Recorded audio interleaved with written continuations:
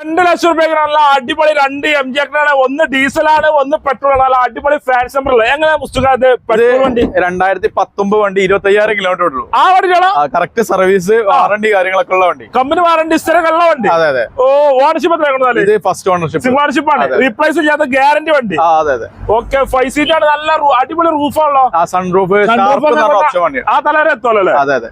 ഏറ്റവും ഫുൾ ഓട് വണ്ടി. ഏറ്റവും ഫുൾ ഓട് വണ്ടി. Sharp manual petrol. മാനുവലാണ്, പെട്രോൾ വണ്ടി. ഹൈബ്രിഡ് വണ്ടി കേട്ടോ. ഹൈബ്രിഡ് ആണ്. അപ്പൊ നല്ല മൈലേജ് ഉണ്ടാവും. പെട്രോൾ ആയാലും മൈലേജ് ഉണ്ടാവും. ഫാൻസി നമ്മൾ മലപ്പുറം വണ്ടിയാണ്. അതെ അതെ. ഒറിജിനൽ കേരള വണ്ടി. ഒറിജിനൽ കേരള വണ്ടി. എത്ര വണ്ടി കൊണ്ട് ചോദിക്കണം ഈ വണ്ടിക്ക്? ഇത് നമുക്ക് 12,65 കൊടുക്കാം. 12,65 ചോദിക്കണ്ടായി, കുറച്ച് കൊടുക്കും. ഇൻഷാല്ലാ. അതിൽ 2 രൂപ ലോൺ കിട്ടിയ ബാക്കി നമുക്ക് ചെയ്യാം. 2 ലക്ഷം മുടക്കിയാൽ ഈ MG നമുക്ക് പെട്രോൾ വണ്ടി കൊണ്ടാകാം. അത് ഹൈബ്രിഡ് കൊണ്ടാകാം. ഫുൾ ഗ്യാരണ്ടി വണ്ടിയാണ്. ലോ കിലോമീറ്റർ ഓടി അടിപൊളി വണ്ടിയാണ് ഈ കിടക്കുന്ന സിംഗിൾ ഓണർഷിപ്പ് വണ്ടി. അതേമാതിരി ഡീസൽ വണ്ടി MG ഉണ്ട്. ഇതും ഫാൻസി നമ്പറാണ്.